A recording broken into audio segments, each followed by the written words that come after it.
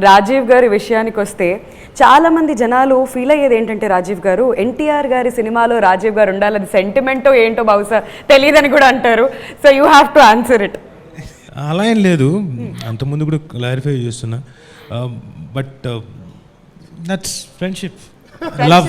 మా అంటే నిజంగా కొంచెం ఓపెన్గా మాట్లాడుకోవాలంటే మా అన్ని హిట్లు కాదు, నేను కొన్ని ఫ్లాపులు కూడా ఉన్నాయి మా హిట్లు గురించి కాదు, అంటే అలా కాదు, సెంటిమెంట్గా. సో నువ్వు కొంచెం ఓవర్ చేయకు. నువ్వు ఉంటే హిట్టే కాదు, నువ్వు ఉంటే ఫ్లాపులు కూడా 100% సైలెన్స్. 100% ఫ్లాపులు లేకుండా ఎలా ఉంటాయి అక్కడితో.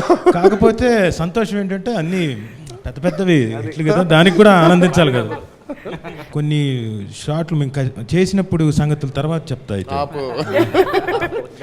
షూటింగ్ లో జరిగింది చెప్తా. మైక్ లాక్కుండా అతని దగ్గర ఆ ఛాన్స్ లేదు, ఎందుకంటే ఆ మైక్ స్పెషల్ గా రాజీవ్ గారి కోసం ఇవాళ ఆయన ఫీలింగ్స్ అన్ని చెప్పేయడం కోసం ఇచ్చాం ఆయనకి. So he has to. ఎప్పుడు ఒక బలవంతుడు బలహీనుడికి బలం చేకూరుస్తాడు కదా. ఎప్పుడు స్టూడెంట్ నెంబర్ 1 నుంచి, అదే స్టూడెంట్ నెంబర్ 1 నుంచి ఆ బలం ఉంది.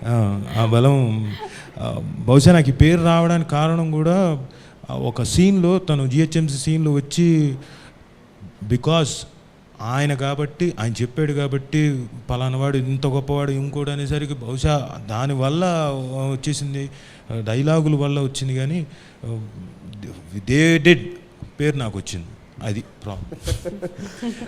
డైలాగుల కన్నా ఒక సీన్, ఎమోషనల్ సీక్వెన్స్ చాలా బాగా వచ్చి ఆవిడతోటి ఇదే దీంట్లో చేసే, బహుశా ఇక్కడే నించుని ఉంటాడు, ఇక్కడను ఆవిడ సమంత అక్కడ నించుంటే బ్యూటిఫుల్ పర్ఫార్మెన్స్, వేరే ఈ హ్యాట్స్ ఆఫ్ చెప్పడానికి. అలాగే నిత్యామేనన్ గారితో ఎప్పుడు వర్క్ చేయలేదు, సినిమా సీక్వెన్స్ చూశాను, కామెడీ చాలా బాగా పండింది. ఆ సీక్వెన్స్ వెళ్ళిన తర్వాత వీళ్ళిద్దరు టైమింగ్ మామూలు కాదు సార్, విపరీతంగా నవ్వుతున్నారు. ఒక్కొక్క డైలాగ్కి నేనున్నానని రవి అంటున్నాడు, అంతే నవ్వుతున్నారు.